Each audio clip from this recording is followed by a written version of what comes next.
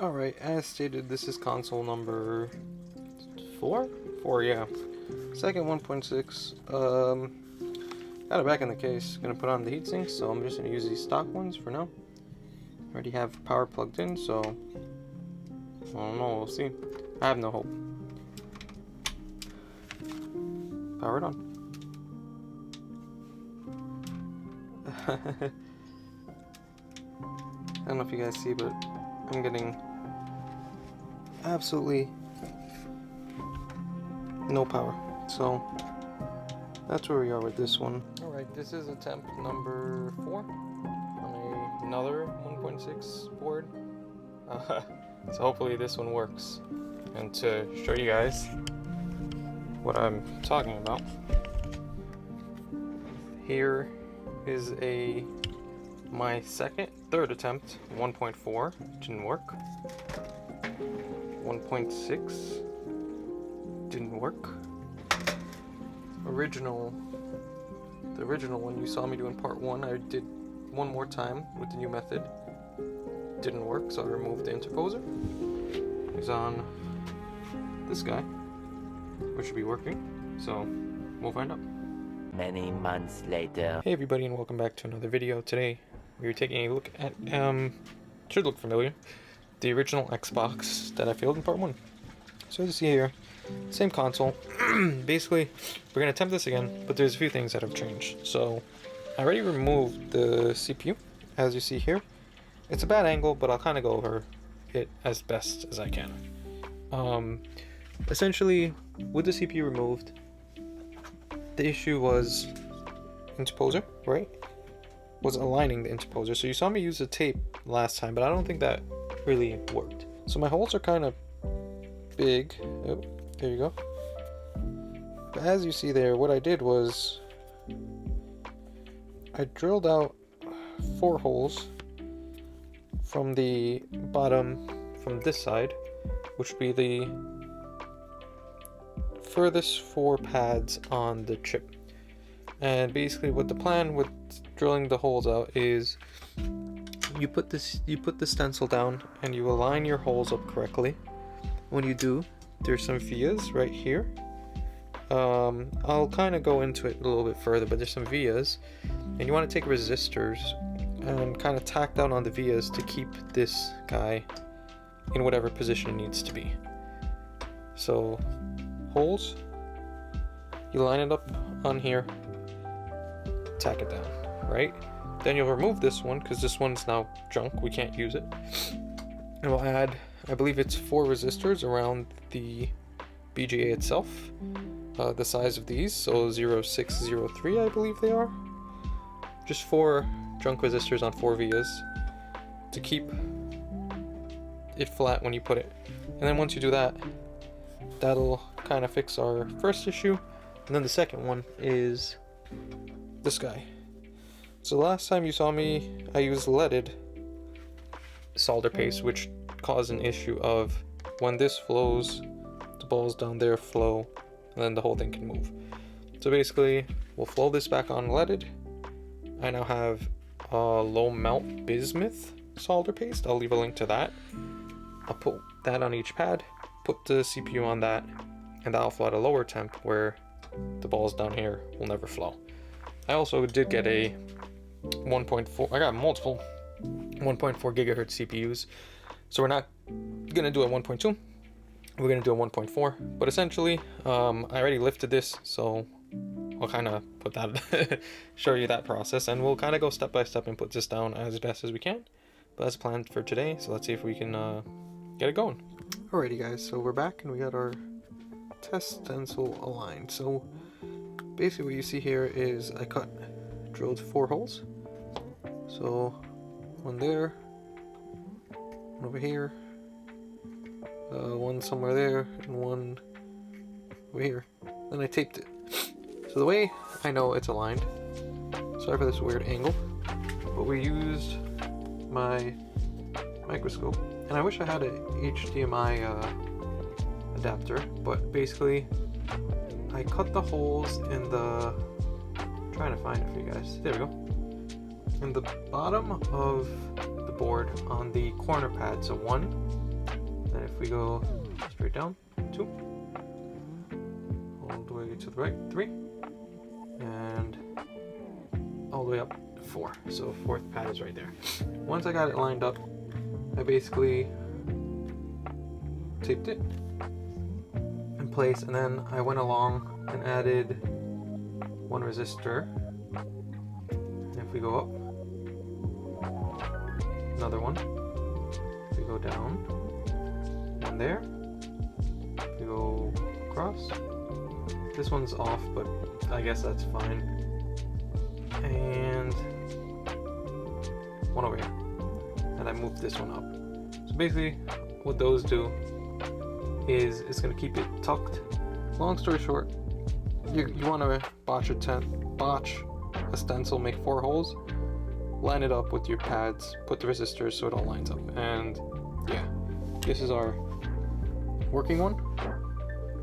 I need to fix the resistors on top, but balls are flowed. So we're going to put this one down, basically remove this, put this one down, and yeah, flow it. And remember, under here we're going to add 4 resistors. I'll show you that in a second. Basically, what you need to do for this step is, I'll just lift it up to show you. There's a 0603 resistor right there. Probably can't see it, but it's there, right there. I added 3 more on the vias, so 1 there, 1 there, and 1 somewhere down here. And all that's doing is making sure that the board won't jiggle when you flow it back on. It's gonna be flat. With the UV masking, things are also flat. So from here, I think we're pretty much good to flow back on this guy, which will be flowed back on leaded profile. So 180, 185, 188 to 190. Flow back on, and we'll kind of see what happens. So that's what we're going to do now. While we flow the interposer back onto the motherboard, I would like to thank today's sponsor, PCBWay, your PCB powerhouse. From prototyping to production, PCBWay delivers top quality printed circuit boards with precision and speed. Streamlined orders, limitless possibilities. Whether you're a pro or a hobbyist like myself, PCBWay takes your projects to new heights. Elevate your designs today with PCBWay by visiting PCBWay.com.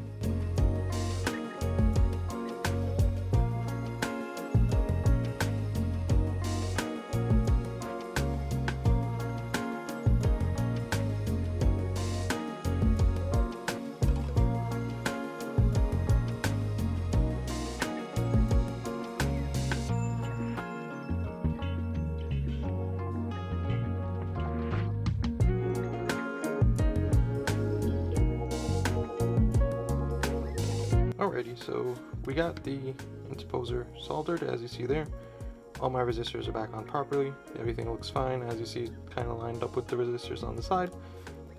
So the next step is to use solder paste. So I'm using MG Chemical low temperature solder paste. So the model number is that SN42BI57AG1.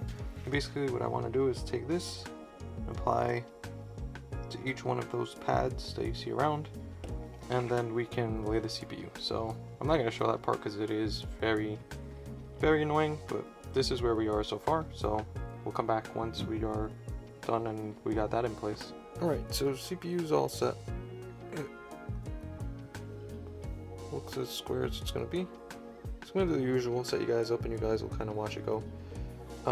So 2 things: set my thermocouple, set it on the board.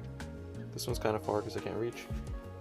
Target temps are going to be different. So this solder melts at 154 max because it's a low melt.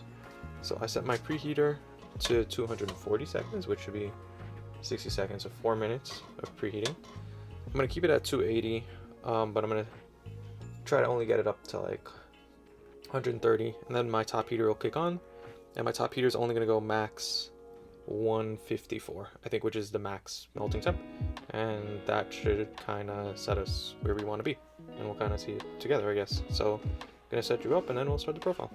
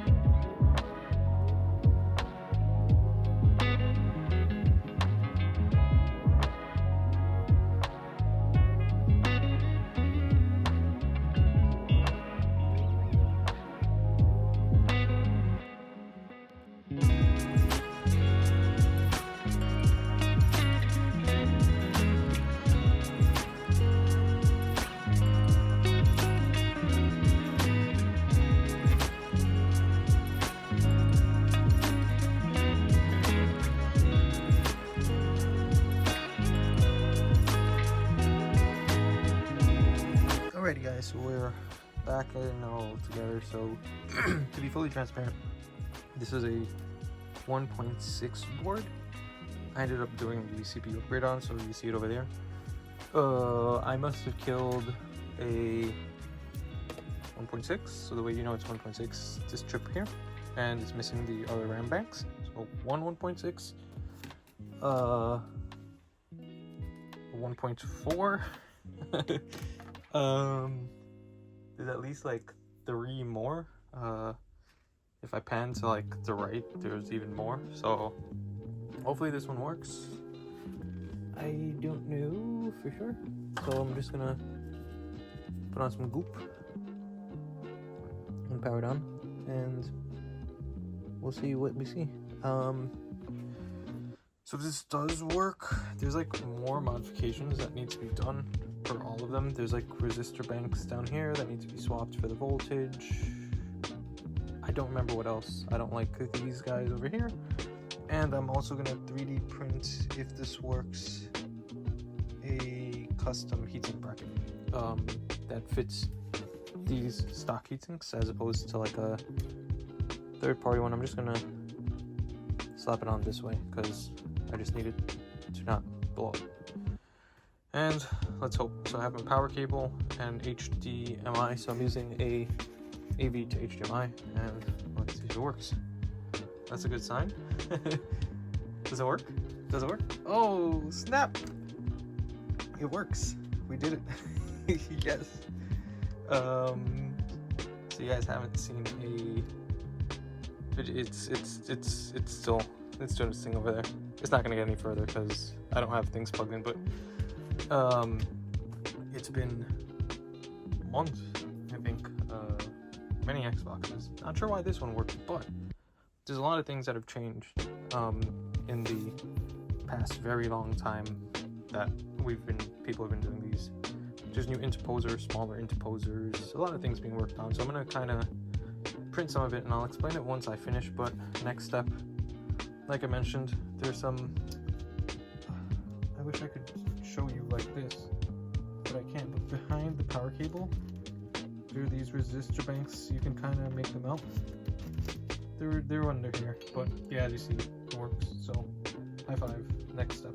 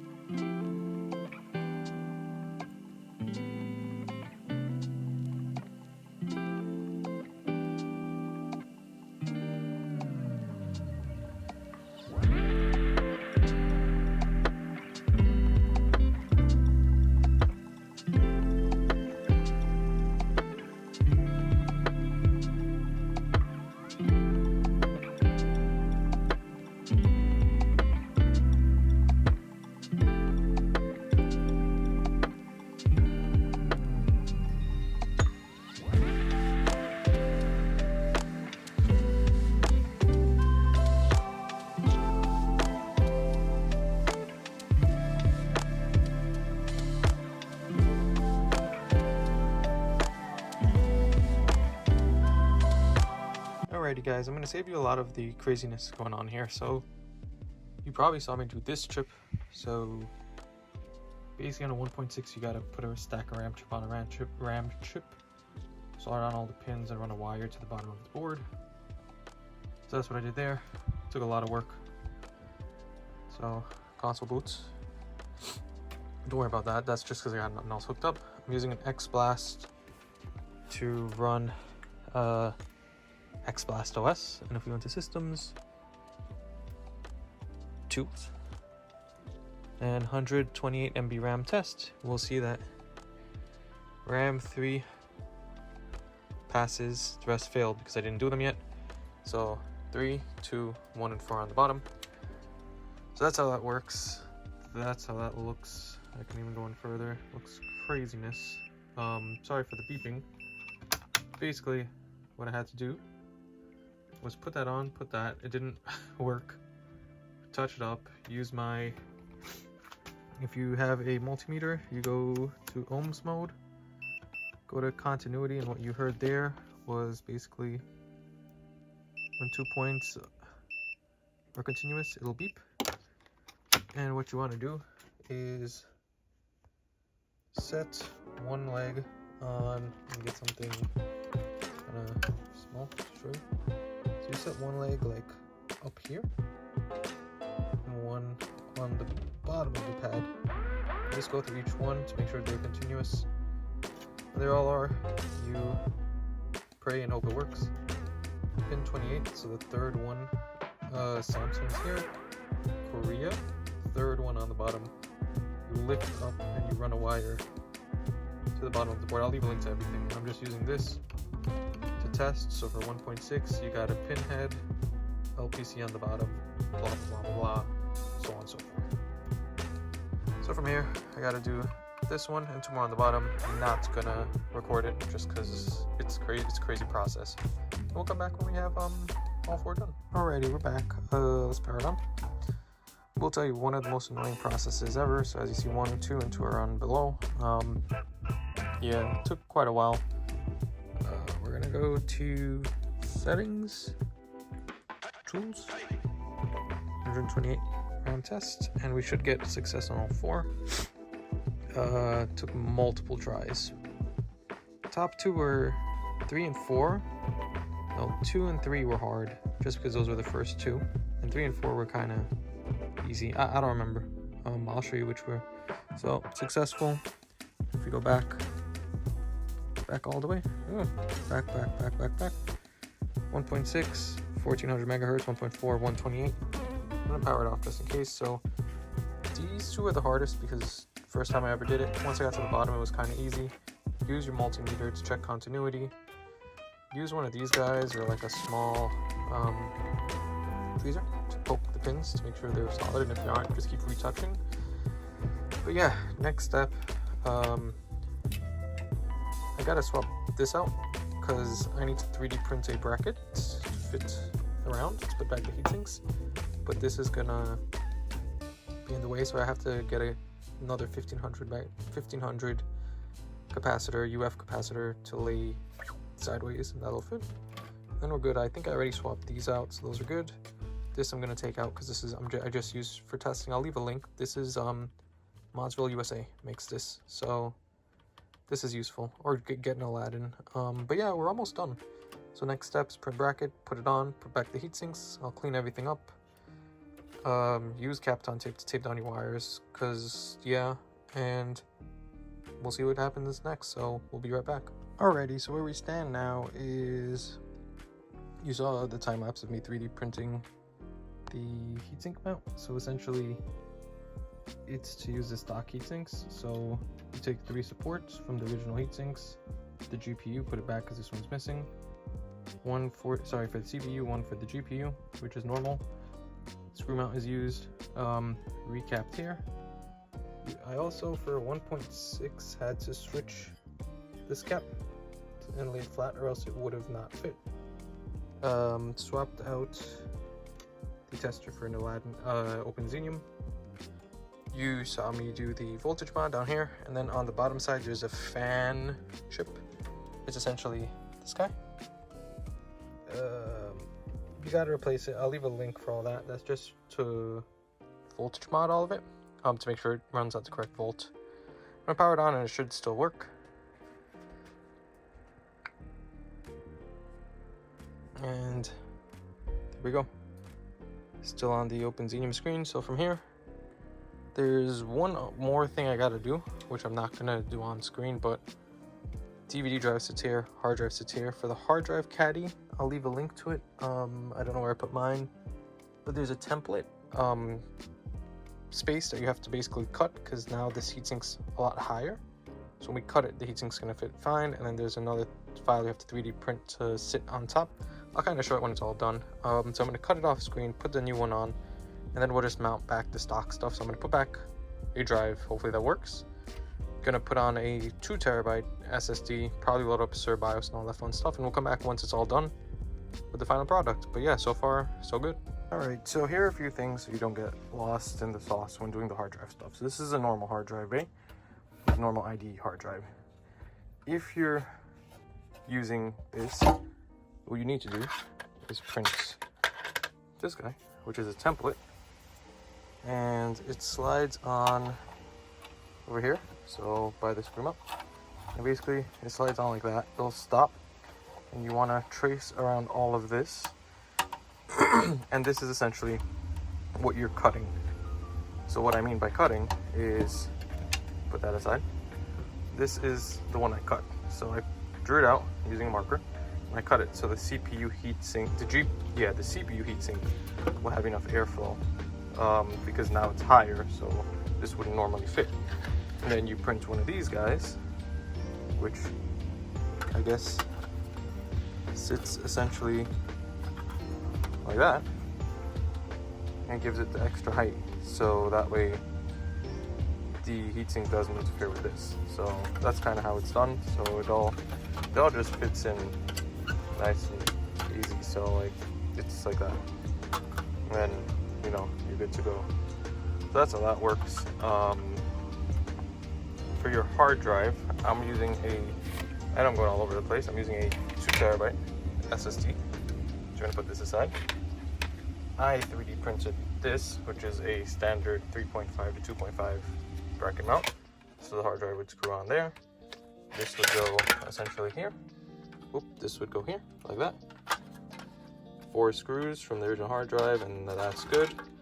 To go along with that, you'll also need a HDD IDE to SATA adapter. So one of these guys. I don't remember where I got these from, but I got like a pack of 5, so I just use these. I think these are the StarTech ones. And then you'll need an 80-pin IDE cable. The standard one that comes won't work. It'll give errors. So get one of these to plug in your hard drive, disk drive to the motherboard, and then you're good to go. Your BIOS is your choice. I preloaded this with SerBIOS just because. And hopefully that'll all work. So I'm just gonna put this all back together in the box, and then we'll come back once it's done. But pretty straightforward. So once again, use the template. Use template on the bottom. Drop the line. Multi-tool to Dremel it off. This, your 3D print to cover. This, your 3D print to fit a 2.5. This is our 2 terabyte SSD. I preloaded SerBIOS. You need an adapter and a 80-pin IDE cable, and that should all get it working. So we'll be right back. Alrighty, so this is the Xbox all buttoned up. So I'm just gonna boot into the mod chip, which is once again Open Xenium. One thing I had to not include was the SSD hard drive cover. So we're gonna launch into unnamed, which is SerBIOS, and it's gonna boot into XBMC for gamers on the hard drive. So I didn't include this because the way it sits, so it sits like that basically. The adapter was too high for the top cover, but I used some double-sided Velcro tape, which will hold it just the same. Yeah, so it boots into SerBIOS, and XBMC for gamers. The fan's gonna go a little wonky. I'm not sure why it does. The temps are fine. They're in like the 30s and 40s. But you can always manually set that in XBMC. So as you see here going off, and there's the SerBIOS boot screen. and we'll just launch XBlast to prove to y'all that this is still the same 1.6, 1.4 gigahertz with 128 MB of RAM. While we wait, I guess all in all, kind of a long process. I think it would have been easier on a like not 1.6 just because of the double stacking the RAM, which was fun, but also a challenge. So if we go into the context menu, we're just gonna come over here, over there. So as you see, I'm not sure if you can, 100 MB for your RAM. There you go. And it's 38C on the CPU, 34 on the motherboard, and I think I haven't done this in a while. Here we go. Then if I go into XBlast OS, this one might not work just because it's XBlast. I think I need 5.6. Okay, this one does work. So if we go up there, as you see, 1400 megahertz, 1.4 gigahertz, 128 MB of RAM. You do need 5.6 for 1.6, and as you see there, 1.6/1.6B. So as we see, all's good in the hood. So yeah, once again, going off of what I was saying, quite a bit difficult. RAM was iffy. Probably get better with doing it. Won't give up. Keep doing it. While I've been working on this for the past many months, just a quick sum up. There's been multiple changes, I guess, to the process. So this was your, it's gonna look funky, but this was your original. No, sorry, wrong one. Original interposer. So from N64, you could have only purchased from there. This one, I just have my pilot holes drilled. Kekuli, I think you pronounce it, released a direct clone. So this is a direct clone that I also drilled smaller holes for my alignment. There's also a Kekuli version that this is for the speed switch, so switching your megahertz to all this is gone. I have it somewhere, but I don't know where, so I can't show you, but this is gone, so it's only this part, which some people like. And there's also Frank, who's working on his own. I don't have it yet. Which will be a complete redesign, so we'll probably do that when it comes out. But yeah, fun, enjoyable. Hope you didn't wait too long for this.